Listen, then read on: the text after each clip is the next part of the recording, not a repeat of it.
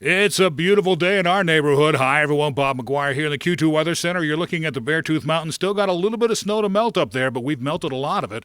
In downtown Billings right now, it's 75 degrees here in the early afternoon with a northwest wind at 7 miles per hour. Around the rest of the state, temps are mostly into the 60s out in the west, 60s and 70s in eastern Montana and Sheridan, Wyoming. They're right at 80 degrees right now. Our thunderstorm outlook for today shows thunderstorms possible across the region, and there's a marginal risk of severe storms across south central Montana, including the city of Billings, all the way to Rapid City.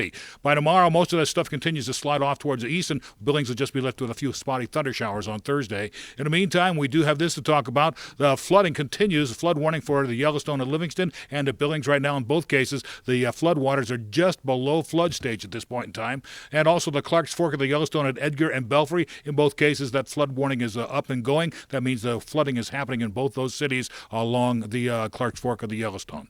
Meanwhile, you'll notice here today Doppler radar shows just some scattered showers starting to develop in the southwest corner of the state. That's about all we have at the moment. High-resolution forecast model shows the same thing. A little later this afternoon, we might see some more showers come out of the Beartooth and come close to the Billings area.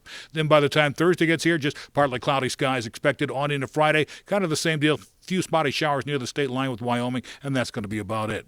Temperature-wise for us is going to be 79 degrees next hour, up to 81 degrees by 5:30, back down into the 50s in the morning, 69 degrees about this time tomorrow afternoon. We'll actually top out at 78 degrees on Thursday, get into the mid-80s on Friday and Saturday, and then we'll roll it back down into the 60s at the beginning of next week. We'll have a complete forecast coming your way at 5:30 tonight on the Q2 News, or you can check us out online at ktvq.com.